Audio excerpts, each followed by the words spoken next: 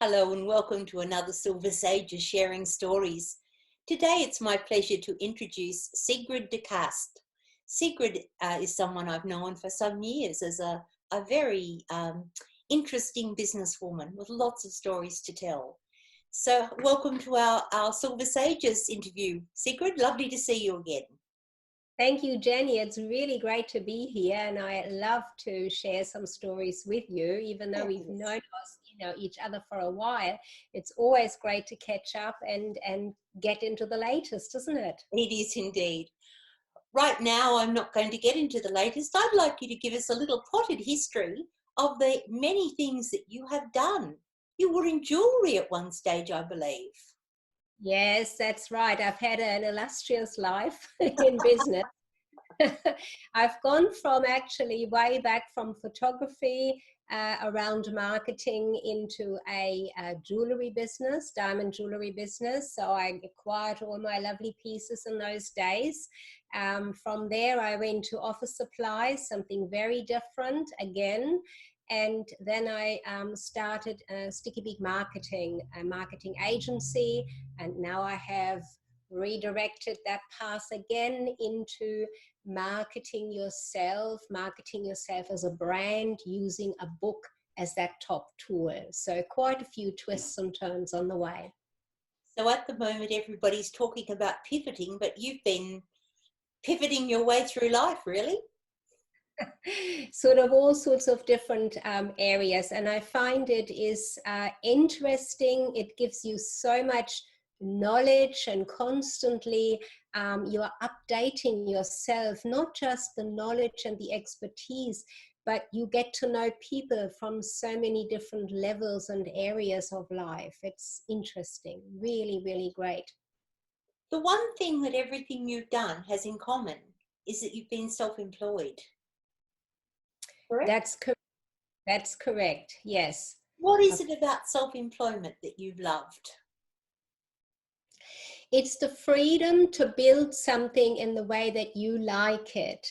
When you are working in a company or in a business, you find that you might have great ideas around how things could be done differently, how people could be treated differently.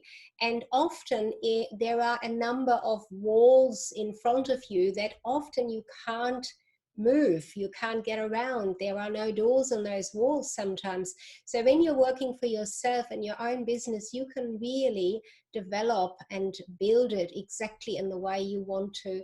You have that freedom to work as much or as little as you wish. And has it also suited your skills throughout the years and your interests? It certainly has. I am interested in a lot of different things.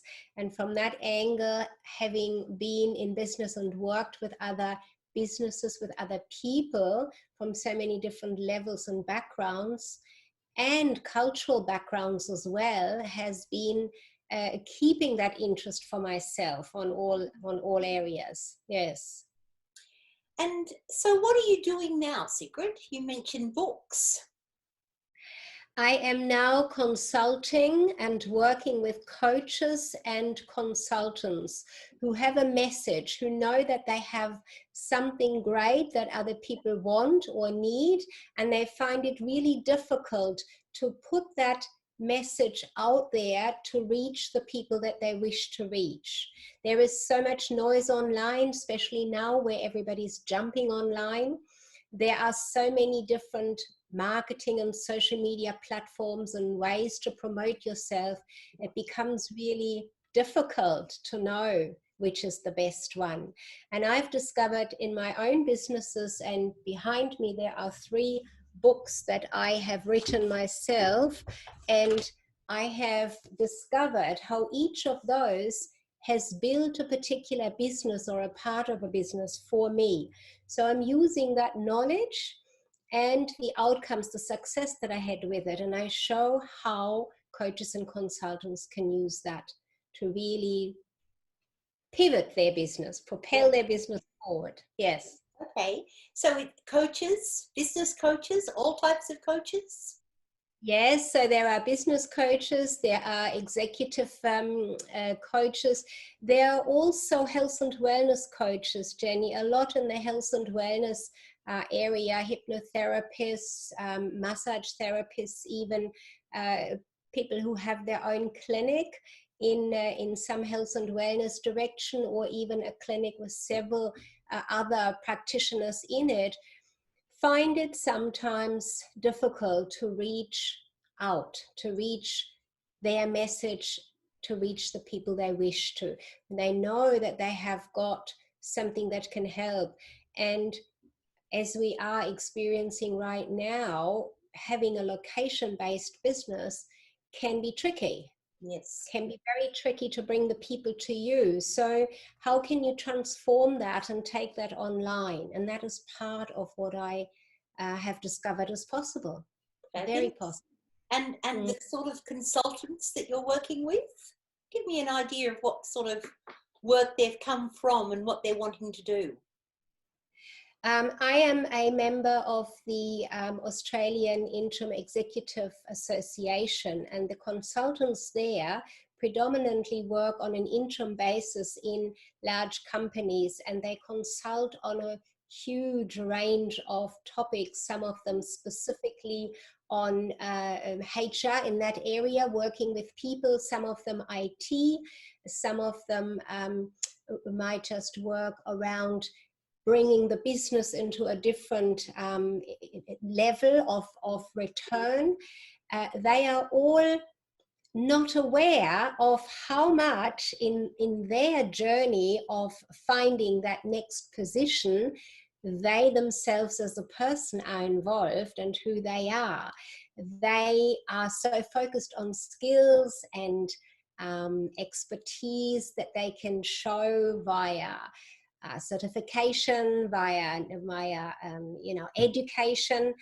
They don't realize that the common denominator and a hugely important component is being who they are, bringing that person close to the potential employer company.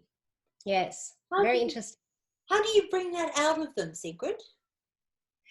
I use a way of questioning around what they do. There are a couple of different exercises that we can use. I bring them back to thinking about how they actually talk and interact with their clients and the people that are involved in their work when they are the expert in a company. Bringing them back to that all of a sudden shows them that, oh, yes, this is really important. This is what they say. This is where I'm actually working with the client. So, yes, are there lots of aha moments in there? Suddenly they realize that what they're offering is actually very, very valuable, I would imagine. Yes, yes, they see very much their tangible expertise and the outcomes in terms of what the companies, what they achieve with the company and for the company, and they forget sometimes that human element in it.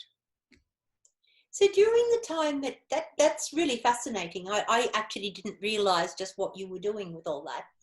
During the time that you went into sticky beak marketing, which is about when we got to know one another, and also now evolving into this aspect of the business, how did you make the decision to pull different skills, experiences, etc., of your own and see where the niche market was that you wanted to help people with? I've done a lot of networking. So in networking, when you're out there and talking to people, you hear what their pain points are, you hear their frustrations, and you hear their questions. And when I hear questions, I think, oh, I have an answer for that from my background, from my experience. And I find that when you are in different types of businesses like I have done, so even starting in the jewelry business, people would come to me from all walks of life to buy something. We'd engage in communication. We talk about what they like and what they don't like. That transferred into the office supplies, where I was working with businesses, supplying office office supplies to them, and again talking about what questions they had. So it's always listening to the other person, and you hear where there are opportunities that you might have an expertise to help them with. And that seems to have guided me a lot moving forward. And Sticky Big Marketing, as a full service marketing agency, when I started that in 2010, again, I was always surrounded by businesses from all different industries. So hearing what their hurdles were made it then quite clear that they have knowledge, they have expertise, they have advantages over competitors, and yet they are fearful of losing out to competition. And I discovered, well, as something as, I say, as simple, but to many people it's not simple, to have a book, to be the author of your own book that is in direct relation to your business, makes all the difference. So how do your clients use their books? It's the central marketing tool. It's the story that they have. It is what their expertise is. And it talks directly to their specific target clients, the people that they want to bring on board as clients. And then we build a kind of a spider web of touch points around that book so that it can be seen and read about all over the internet, really. You can place a book and snippets of the book in so many different places and ways that when your name is typed in online, you come up with a whole range of different websites and articles and so on. So you can really become the thought leader, the expert, very quickly using that strategy. That's fantastic. And I certainly know people who have done that. Bought many of the books and read them and been impressed by what people have done. But I think it's wonderful that you're now going into that area of personal marketing. What have you found as the greatest challenges of being involved in your own businesses over the years? And particularly now, as you know, as we've reached the stage of being silver sages, so much nicer than saying old, isn't it? Absolutely, I agree. So as we reach this stage, what are you finding are the challenges that you face? Maybe challenges earlier in your business career and the difference now with the challenges as an older person. The challenges earlier on were to get my own recognition in the market, to be acknowledged and seen that I have the what the other person needs, that I have what that business or that person wants, and saying it and putting it out there without coming across too strong has always been a challenge I've found. If I know something, I say it. I like to say it direct, unintentionally direct. I just find if you know straight what it is, then you know, and you can decide what you'd like to do and what you'd like to do with it. So that's been a challenge earlier on. Today, at this stage in life with maturity, the biggest challenge really is, Jenny, the constant changes in the environment.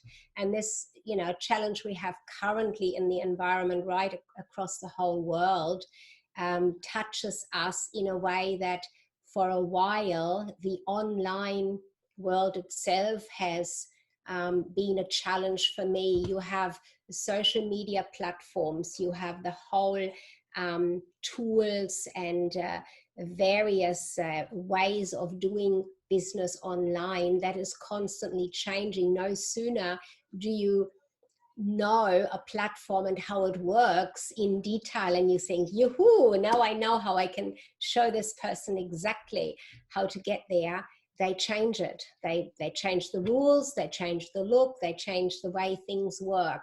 Yeah. So that makes it frustrating for me personally. And for me now, focusing on this one program in particular around building a business around a book makes it simpler. I know what the tools are. Those tools and those platforms that go into that are stable around what's required, how to address it. And it also makes it simple in a way for anybody to change from where they are now and building their own business, setting up their own business.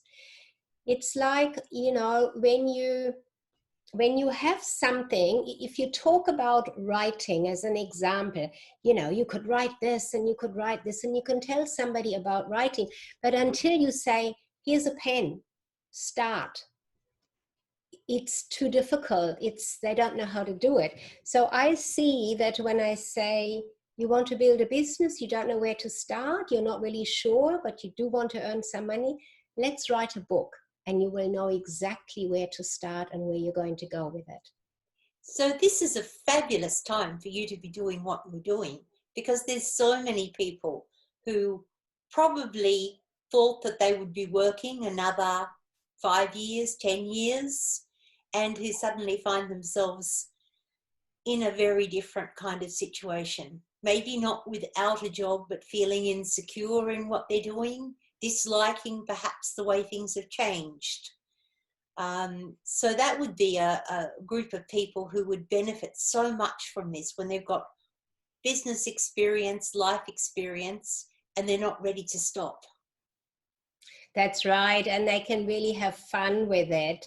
It's getting into those first few steps in the right way, like with most things, get started in the right way, have a very clear plan, and you can achieve your outcome. It's all in the planning and in having those first steps. And think of it this way. We are forced to stay home in so many places, but at the same time, we are also forced to be in this way in contact. And this way opens up the world to everyone. Yes, it does. Whatever you are, whatever your hobby, your interest, or your knowledge might be in, you can transfer that and work with people right across the world. Yeah, that's fabulous. How do you maintain your motivation? That's a really great question. I think motivation for me comes from talking with other people, such as yourself.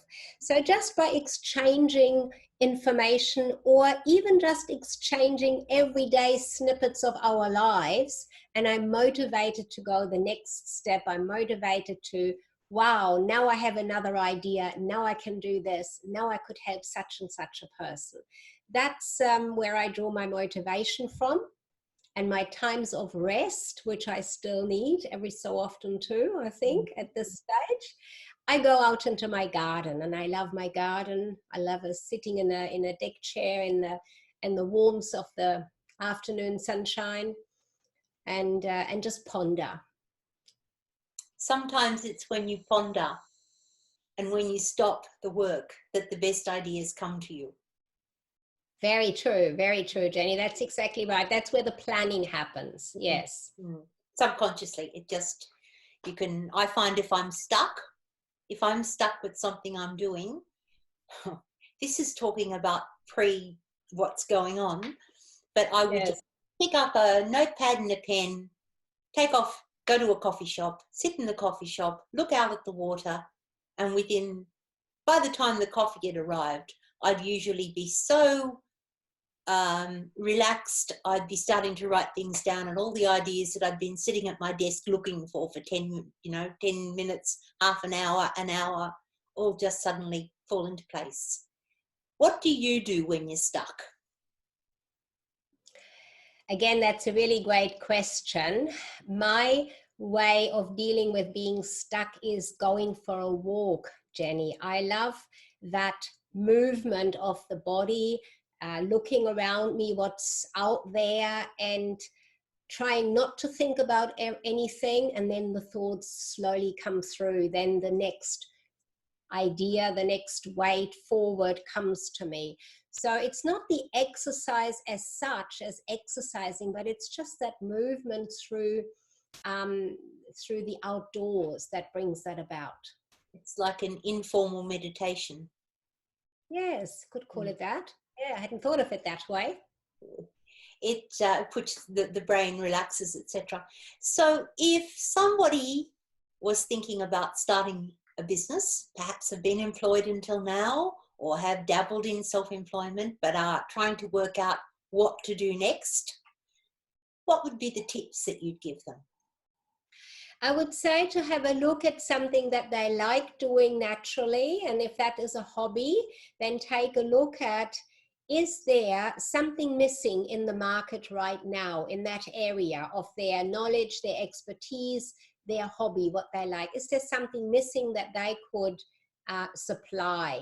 So that's where I would start from. They might already have an idea. They might already think about something. But before they do that very first step and start, I would definitely recommend to go somewhere for a discovery, clarity, consultation, information session. I have had over the years clients come to me totally excited about something they have started, and then they run into a wall finding that they just can't bring it out there. They never had a plan to start with. So it's really good to make that plan first. Wonderful, wonderful. Thank you so much for talking with us today. It's been really delightful catching up, and so many interesting thoughts that you have shared with us that I hope that many of our viewers and readers will be making contact with you to find out about how they can share their expertise with the world. Thanks. Thank you, Jen. It's been Bye. great to be. Bye-bye.